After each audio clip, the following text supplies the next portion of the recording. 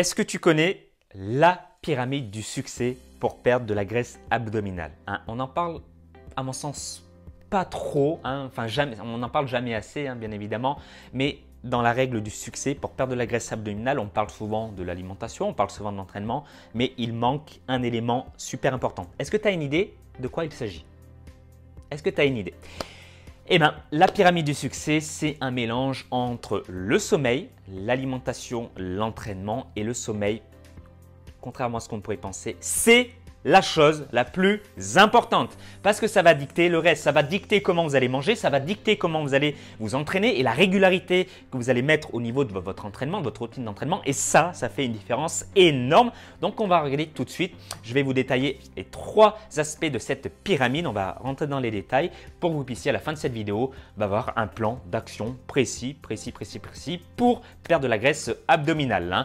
Donc par rapport à ce que je viens de dire, si vous êtes motivé d'ailleurs tout de suite maintenant, je vous ai préparé un guide de nutrition que vous pouvez télécharger en dessous de la vidéo qui va vous permettre de perdre du gras autour du ventre. C'est totalement offert. Vous pouvez le télécharger en dessous de la vidéo ou dans lui ici. Et si vous êtes motivé, vous saurez où le trouver. Donc le sommeil, forcément, on n'y pense pas trop parce que c'est bête, quoi. Voilà, il faut mieux dormir. Bon ben voilà, je le sais, il faut mieux dormir. Mais est-ce que vous mettez en place les bonnes actions pour justement mieux dormir? C'est ça la question, c'est la question que je vous pose. Souvent, non. On y pense, on dit oui, très bien, ça je sais déjà, pas besoin de me le redire, je sais, je connais tout. Souvent dans la vie, on connaît beaucoup de choses, mais par contre, quand on souhaite passer à l'action, généralement, il y a beaucoup moins de monde. Et moi m'a compris, j'étais souvent des personnes qui disaient je sais tout, je connais tout, mais que derrière, il n'y avait plus personne. Ok. Donc, la qualité de votre sommeil, encore une fois, première base du pilier de la pyramide, c'est super important. Il faut savoir qu'il y a un quart de personnes, un quart de Français qui manquent de sommeil. Et quand on manque de sommeil, ça a des effets, on va dire, assez néfastes, des effets secondaires sur notre santé qui sont terribles, vraiment terribles. La première, c'est une fatigue mentale. Voilà, vous en doutez, quand vous ne dormez pas, vous faites la fête et vous ne dormez pas pendant 2 jours d'affilée. Voilà le légume que vous êtes après 2 jours. Donc voilà, la santé mentale, la fatigue mentale, c'est la première chose. Ensuite, vous allez avoir un manque d'énergie, bien évidemment. Vous allez être un mollusque tout au long de la journée. Vous allez également avoir des troubles d'humeur. Donc si vous avez une femme et des enfants, ça peut se répercuter sur eux. Malheureusement, vous allez envoyer des ondes négatives à travers votre domicile, à travers votre entourage et ça c'est pas bon bien évidemment parce qu'ils vont vous le renvoyer bien évidemment. Si vous gueulez sur votre femme, à mon avis elle va pas se laisser faire, vous voyez ce que je veux dire. Ensuite, autre conséquence des troubles du sommeil, c'est que vous allez avoir une envie irrésistible de manger des cochonneries, de manger du sucre par exemple. Il y a des études qui ont monté, j'avais fait une vidéo à ce sujet là, que quand on manque de sommeil, on a une envie irrésistible de manger en plus grande quantité. Donc qui dit manger en plus grande quantité dit augmentation du poids, augmentation du ventre. Et ça, c'est un problème, les amis. Et vous allez également perturber votre métabolisme et ça va engendrer également des maladies.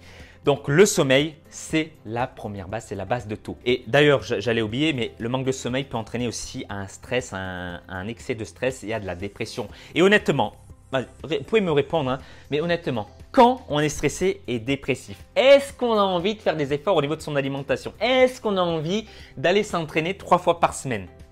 La réponse est non. Nous sommes humains, nous restons des hommes avec nos points forts, nos faiblesses.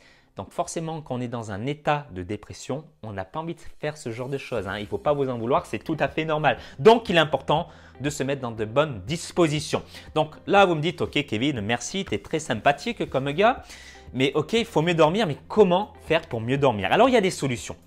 La première, c'est déjà, et je l'ai fait moi-même il n'y a pas très longtemps d'ailleurs, c'est d'enlever le téléphone portable à côté de votre bureau, de votre table de chevet. C'est super important.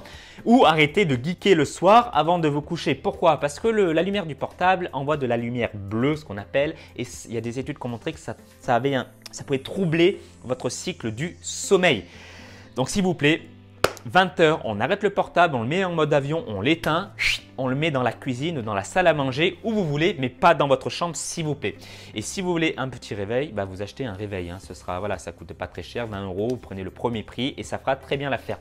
Ensuite, deuxième conseil, c'est couchez-vous à 22 h 30, grand maximum la semaine.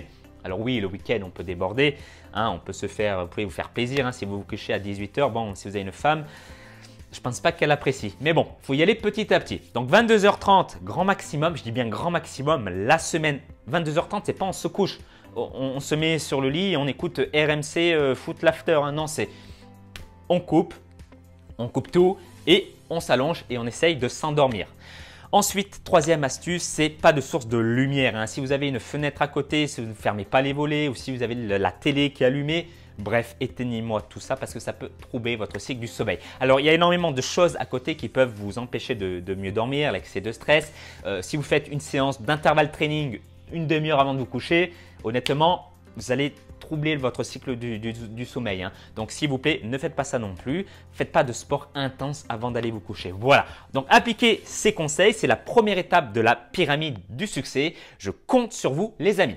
Ensuite, la deuxième étape de la pyramide, je vous en ai parlé il y a quelques instants. Je vous en parle tout le temps, mais c'est important. C'est votre alimentation. L'alimentation, c'est une des choses les plus importantes. Nous sommes des bons vivants. Si vous me regardez, vous êtes un bon vivant. C'est-à-dire que vous êtes un homme qui voulait vous faire plaisir, perdre du gras, être en forme, mais sans faire de régime, sans vous tracasser, quoi. Vous conduire dans un mode famine et être frustré, hein, et à faire ce qu'on appelle l'effet yo-yo.